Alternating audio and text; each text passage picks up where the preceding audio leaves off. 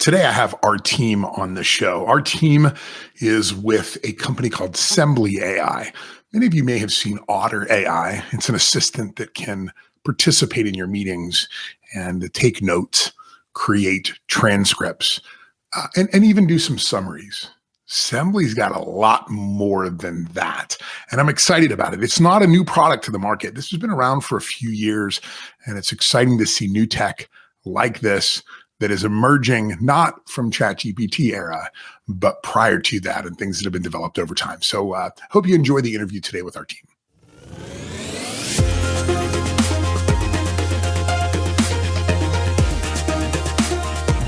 Hey everybody, welcome back to another episode of the Convergence, where we talk about Web3, AI, and all of the things that are potentially going to affect you and your business here in the coming weeks and months. I think we used to always say, what's going to affect you in the next 5 years? Now I think it's closer to 5 weeks, and who knows, it could be 5 minutes by the time we're done with this. Today I have Artem Koren with me, and he is the Chief Product Officer and co-founder of Sembly.ai. I have been poking around a little bit here. I'm really impressed. Artem, it's great to have you, by the way. You're coming to us from the Netherlands, was that right? From the Netherlands, Amsterdam. I'm very happy to be here. Nice. Well, it's great to have you. Let's talk a little bit about the product first, and then I'd love to chat more about the overall marketplace. You're a little bit on the forefront here. You've got a product in the marketplace that's out there. You're generating revenue. So you're a little bit. I guess we're going to look to you as the old guy that can educate us a little bit on. It's a departure from my traditional role, but I'll try. Yeah, exactly. I really think it's funny. I had Lucas Petty, who is on TikTok. He's known as the AI Daddy, and I've done a couple of episodes with him.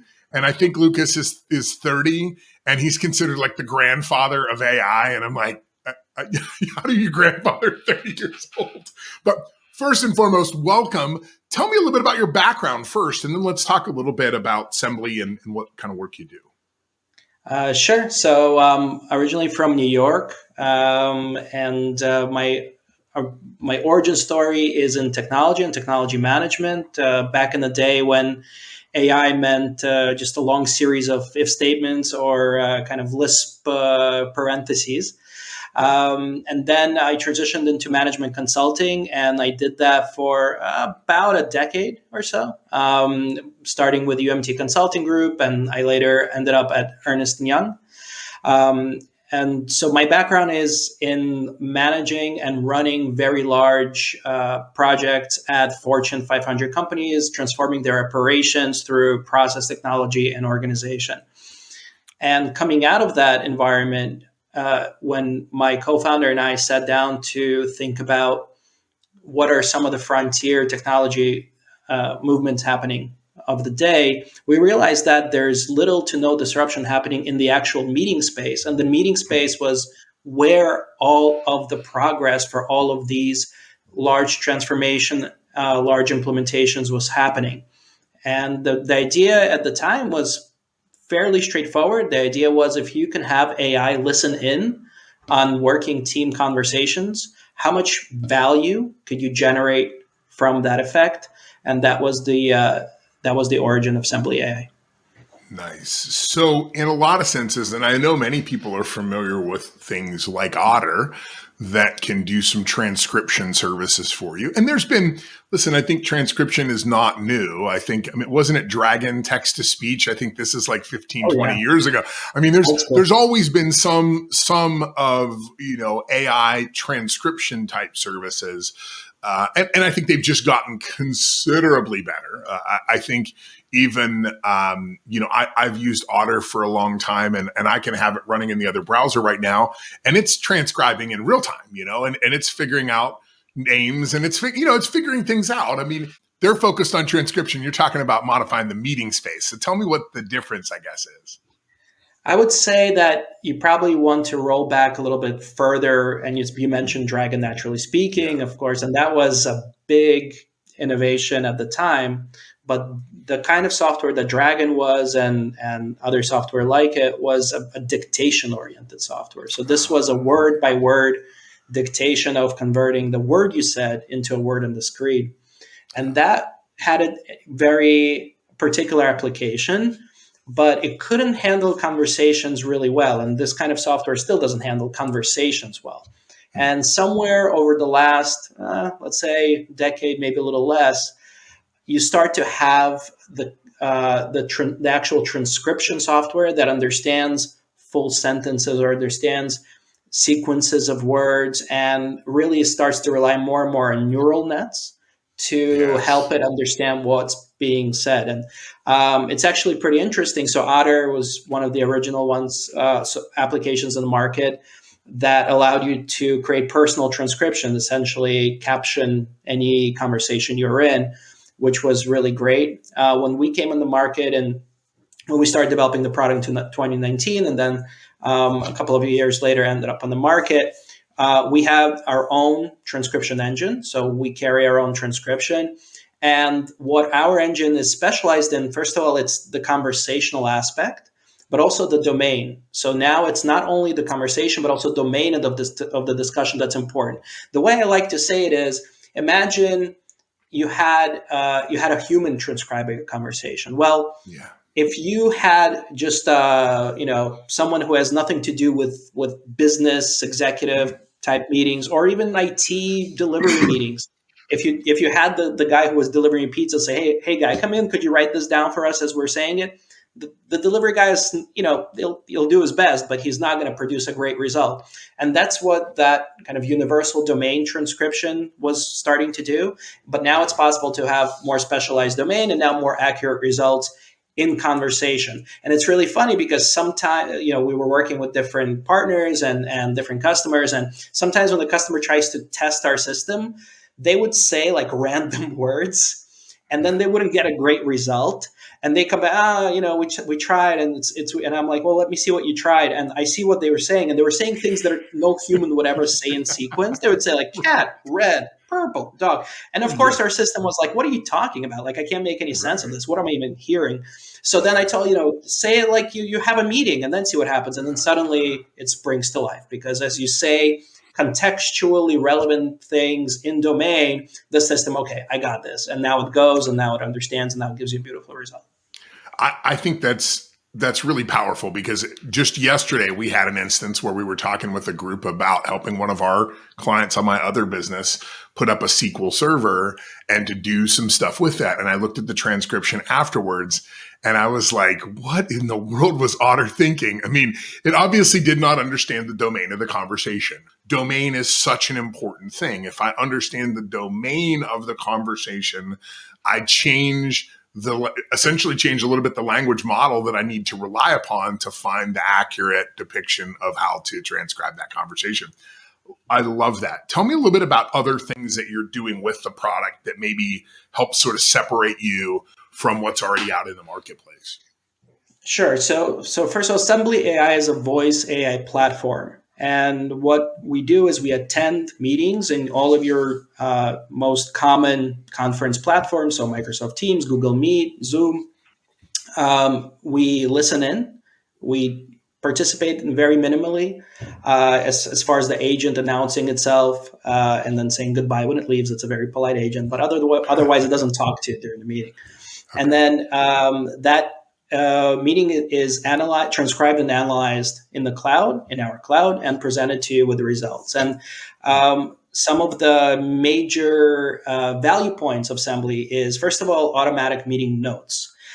So we effectively are able to reverse generate an agenda for the meeting, which is very special in the domain of working team environments. And that's really our focus, although we're used in all sorts of different domains by all kinds of users and companies, sure. But our focus is working teams, and we're able to reverse generate an agenda that's really effective for working team conversations.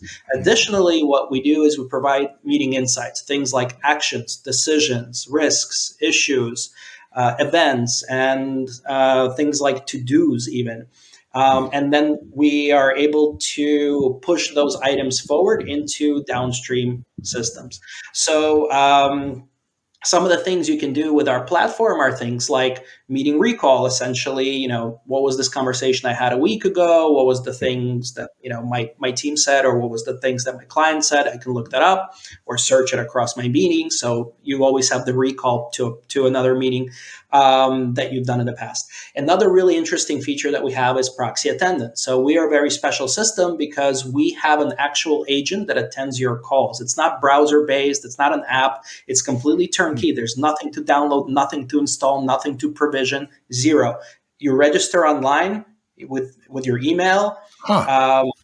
If you connect your calendar, you're immediately good to go because our agent will just slurp your calendar Automatically attend, yeah. and attend the meeting. You get to say if you wanted to attend all the meetings or the ones you created or only the ones you specify. Right? You have control around there, of course. But all you have to do is give us the email for login and connect your calendar, and it's done.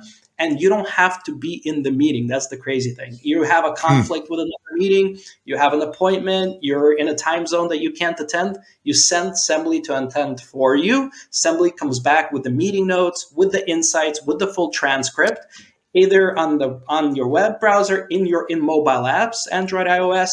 And we also have an extension for Microsoft Teams that natively works in Teams. So you wake up in the morning, in 1 minute, you're quickly up to speed on what happened exactly in the meeting. So those are some examples. And I'm so glad that you got into this. And I want to back up a little bit because I think there's a couple of key pieces in here. A lot of executives have administrative assistants, and for years when I had EAs, I many times would have to send them to a meeting on my behalf, right? And I'd have to, hopefully they would get me really good notes. They could summarize things. They understood the takeaways and the action items and all the kind of things that came out of those meetings. And then I think in addition to that, I do some L10 meetings with clients, and L10 is the EOS system where your executive team or your sales team gets together once a week and goes through an agenda. And there has to be a record keeper in that. And so that means that there has to be a participant in the meeting that if it's an executive meeting and we're in session and we're not really wanting that information to be shared outside of that room, that means one of the executives becomes responsible to take all the notes and action items and requirements for the whole meeting, which means they're not really actively participating. So I think there's a great aspect with this of what you've done. I see your Slack integration. We all use Slack, we all use Teams, we all use these kind of tools. So I'm really excited to see where this is going. Tell me a little bit about you're in the marketplace now, right? Yep. How are people using it, and are they using it as prescribed, or are they doing their own thing, or what sort of what are you seeing? Yeah, so it's been quite exciting, I would say, since middle of last year or so. So we've been in the market for a while, and we've had a couple of pivots along the way. But until last summer, this concept of agents in your meeting or getting additional value from the meetings you're having, it wasn't broadly popularized. And so COVID accelerated things a little bit because everyone hard shifted into the Zooms and to the Microsoft Teams calls. And there was a big push to be remote. And so already Sembly was providing a lot of value there, but still people were still having very traditional approaches to meetings. And what Sembly does is really democratize and open up meetings for sharing beyond the meeting timeline. So you don't have to be there to gain advantage, to gain value from all the things that were mentioned. And so last summer approximately is when we started to feel the market pulling on us versus us having to push this idea into the market. And there was a kind of a phase shift that happened. And then another phase shift happened. So you mentioned, we talked about 5 weeks December now. 15th, the start of the new world, right? With ChatGPT. Yeah. Exactly. So ChatGPT really focused everyone's attention on the possibilities of AI. And that was the next major evolution, I would say, in the marketplace, which we're still navigating through today, where now I think there's an expectation that there's value and a lot of use that comes from AI walking hand in hand with what you're doing and helping you along the way. I think people's minds are really opening up to the things that AI can really deliver that are tangible, that are useful, that are time saving. I had this amazing moment today. So I've been a big ChatGPT user since it came out, but today I had just a crazy moment where we use Slack, And I was writing essentially a task for one of our business analysts on the team that I wanted to put together a certain kind of a guide. And I wrote up the task in Slack, and then I paused for a second. I said, ChatGPT can do this for me. Yes. So I literally, I swear I did this. Copy and pasted from Slack into ChatGPT. Got a great result. Refined a little bit. Got an even better result. And I was done. So it's very real, and our platform sits in this very interesting nexus between what's going on in your team meetings and what large language models, which is the technology that ChatGPT is based on, can provide. And so now we're starting to plug that power of productivity and insights into real team conversations seamlessly. What I really like about what you're doing, Artem, is that you've been doing this for a few years. And one of the things, some of the episodes that are in the pipeline, by the time this one comes out, people will hear me talk about this, saying, look, you need to be paying attention to AI, but don't drop everything and start building to a certain platform just yet, or integrating a certain platform, because on average, the list that AI Daddy, my buddy AI Daddy, he keeps this list of all of the AI companies out there. Well, there were 600 that came out in the first 6 weeks. So, nobody has the legacy or the heritage or has gone through the iterations like the companies that have been out for a few years, like Sembly, right? Where you've actually worked out a lot of these bugs. You've thought about the risk mitigations, the safety, how this all works, where a lot of these other things are just being built on the fly by a team that's like, here's an opportunity. Let's see if we can quick make some money. So, if you are looking to integrate 2 products that are in the AI field, look for ones that have a little bit of pedigree, even if it's a couple years. And they could be, candidly, a little bit behind the curve just because of what's happened with ChatGPT. But they're a lot more solid foundation. And I think we've all seen this with ChatGPT. I posted a video the other day. I've gotten ChatGPT to the point it just lies to me consistently. I mean, she's just an absolute deceiver. I mean, I will ask her to read something, and she'll tell me she read it, and then I will start asking her questions about it, and she'll admit, oh, I didn't even bother. I just didn't even bother to read it. I thought I could convince you with just the description. And I'm like, well, go back and read it. Okay, I read it now. Well, tell me about chapter 5. Well, hold on a second. I have to read chapter 5. Well, you just said you read it. It's like, so, same with citing things. I think we've all started to learn with ChatGPT. It's citing things. It actually cited a book to me that I'd written a few books, and it gave a list of the books that I wrote and cited a totally different book that I'd never heard of. And I'm like, this isn't me. Wow. And they were like, oh, it's a different Derrick Maines. And I'm like, no, it's not. You're a liar. Like, I can look on Amazon. Comes back and is like, well, you're right. I guess I misunderstood. I'm like, you didn't misunderstood. You lied to me. So my point is, you're more developed technology. You guys aren't 6 weeks old in this thing. That's right. Yeah. So we've been around now for going 5 years. And everything you said resonates. So I sometimes I've shared this with my team. It feels like ChatGPT they're kind of like a little kid who knows they're fibbing. And so they'll give you something, and then they'll kind of look at you kind of sheepishly, like from under their brow, like, are you going to accept this from me? That it's that type of an interaction. So I've had for example, like I had ChatGPT, or actually GPT, when we were testing DaVinci, give me something that was based on a word count. And it gave me something, and then it said, this has, 427 words.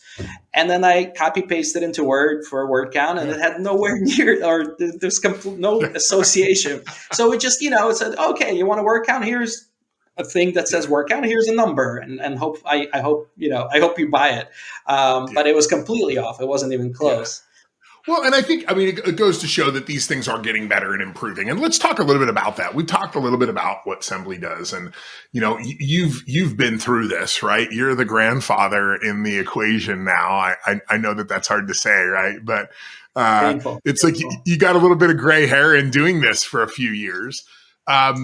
What are your thoughts about where is AI going? Like, what are you seeing? Do you feel like the large language models that really became popular in the last 8 weeks or so? I mean, is that the future, or where do you see this going I know it's hard to say 5 years down the road, but where do you see a year from now, 2, 3 years from now, both where Sembly is and as well as where the market is? The way we like to think about large language models, it's part of a more broader motion of generative AI. Generative, And yeah. large language models is really the kind of the primary delivery, let's say, mechanism for generative AI.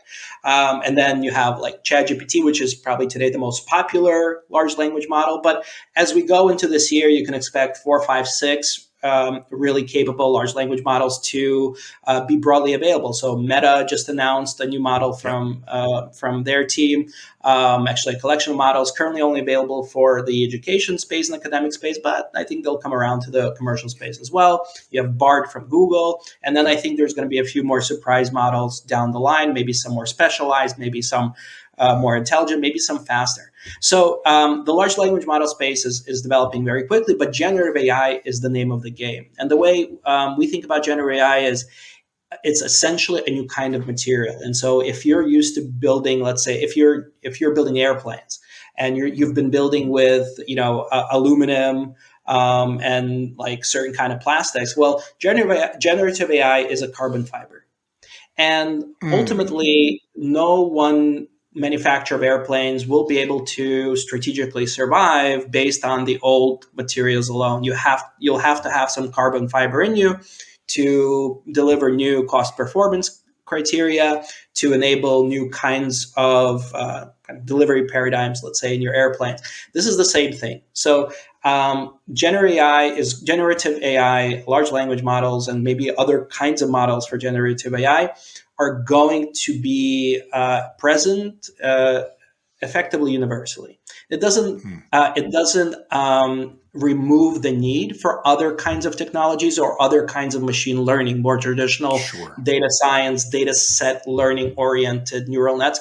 Doesn't remove the need, but it creates this new form of material that is so powerful. It's so, like if this was an airplane, it's so light and durable. Well, generative AI is so creative and broadly faceted, I would say, as a material, that you're going to want to include it in across your information technology base. Now, by itself, just a chunk of carbon fiber. It's just a raw carbon fiber. So now we come to the next question, which is how do you deploy it in your ecosystem, deploy it in your applications? How do you deploy this new material? And the way I like to think about that is and my team was also coming to and say, well, does this like make this all like obsolete now? Like what's going on? The way, and does it make these products obsolete? Does it make these features obsolete? Well, not exactly. So I think the best way to think about it is kind of like crude oil in that sense, where these large players like OpenAI now with Microsoft, like Meta, like Google, are providing this crude oil type of a facility. And only they can do that. You need tremendous resources to build a model that's so capable with as many parameters as is being offered today. So, not every company can build its own offshore oil rig, right? So the crude oil is what come out of that. And I love where you're going with this analogy because I think you are so dead on. It's the best analogy I've heard of this. So please continue. Feel free to carry it forward. I think it really, the reason I have this is because I've been encountering these family of questions for a number of weeks, and it's really forcing us as a company and as a team to really understand this deeply. And I think this analogy applies really well, because the way you have to think of just not only in product, but in organizations as well. Does this mean your data scientists are obsolete? Does this mean your programmers are obsolete? And you have to have good answers to those questions, good reasons. And I think this analogy helps to kind of put a framework around it. So where generative AI or larger language models, the crude oil, then you have different specialized refineries towards different kinds of ends. And the refineries that are able to find the right cost-effective process and the right quality of outcome result are going to be successful in this new technology economy powered by large language models. Let's talk a little bit for a few minutes about what the future is. Tell me a little bit about your thoughts. Where do you see, you're in this business, you're a pioneer essentially in this business. Where does this go? Like, where do you see the world 5-10 years from now? Our children grew up as digital natives. They're about ready to, the kids of today are going to be in a totally different world. The further out we get, the more out of focus the picture gets, and at some point, if we touch the singularity, that's a very sticky conversation. But I would kind of so we don't get sucked into that black hole of discussion. We'll stay a little bit more applied, which is where Sembly works in the applied realm. I would say that certainly what generative AI is showing us is that creativity is certainly not the domain. So we were hoping that's our last battle. It's like our last creativity. lifeboat, but too late. and Jenner is like, hold my beer. So you can see that in it's also in human history where. Yes, creativity is a very special and beautiful process, definitely unique to humanity so far, I'll say. Yeah. But what you'll see, for example, with invention is that very often multiple inventions happen at the same time across different parts of the world. And that's a little hint to us and a little wink and a nod that it's not a serendipitous process. It's a very complex, very pointed process that takes a lot of factors into account, but it's still a process. It's not divine or the spirit realm. It's still physical, and it's still very procedural. It doesn't take anything away from how amazing and impressive it is, but it's still a process. And so AI has been showing us that yes, it is a process. Look at DALL-E 2. Look at all the creative content that ChatGPT is coming out with, and so I think that certainly creative generated content is coming in full force, and AI will be better at it, I think, for the most part than a lot of humans will be. Now, I think what is humanly original is still very interesting, and that still will have a place. But I totally see, within the next 5 to 10 years, a fully end-to-end blockbuster feature movie that's completely defined and generated by AI. Actually, just had this conversation with a friend of mine. I totally expect that you'll have something like you can choose who you want to play as lead. So you like Matt Damon as lead? You can pick Matt Damon and suddenly you have a movie where Matt Damon is lead. If we take that as kind of a general theme, I think AI will help to supercharge what, for the next 5 to 10 years, will help to supercharge what we have as our own goals. So think about research. I'm really excited about how AI is going to play in the medical realm, because that's very much a data-oriented realm. You look at DNA, you look at chemical compounds. It's a lot of physical chemistry and number crunching. And if you have AI start to get creative and specialized and fruitful in those activities, they can accelerate certain types of research and find new connections and new approaches that we haven't even thought of so much faster, and test them also, maybe virtually, so much faster than we've thought. So I think that's very reasonable to expect in the next 5 to 10 years. Let me just ask you finally, and I'm trying to ask every guest this now. Give me your prediction on the singularity. What year do you think? I'm trying to ask everybody that knows AI, how far out do you think this is? Is it a century? Is it 10 years? What are your thoughts? I would say within 20 years. Within 20 years, Here's the funny thing is, nobody ever answered that question less than 100 years until about 8 weeks ago. Now everybody seems to think before 2050 we hit singularity, and that will be a true. I'm glad that you say that, because as a guy who's going to turn 50 this year, I want to see it in my lifetime. I want to see that next step of human evolution occur. Artem, thank you so much. This was great. For people to find out more about your company, how do they do that? Yeah, sure. So I really enjoyed the conversation. To find out more about Sembly, it's www.sembly.ai. It's Sembly. And we are the world's smartest AI team assistant. And it's very easy to try. There's no downloads or installs. And there's a free trial as well. So we're happy for you to give it a roll and see how you like having AI in your meetings. Excellent. Thank you so much. And thank you for tuning in. Make sure you like and subscribe, and we'll see you next time. Well, that's it for another edition of the Convergence. I'm excited about this show. The audience has been growing considerably over the last couple of months, and it's been really interesting to see the amazing feedback that we've been getting as we have pivoted from the Web3 more to an AI flavor of the show. Now, you're the audience, so I want to hear from you, and you can reach out to me on any of the social platforms. Let me know of interesting things you'd like to hear about, interesting topics. We've got some exciting new stuff coming up, including some content specifically focused on executives on how to deal with the changes that are happening in the marketplace right now and how to better prepare yourself for the future. So until next time. Thanks for listening to The Convergence. If you want more information about the topics you've heard here today, reach out to us at theconvergencepodcast.com.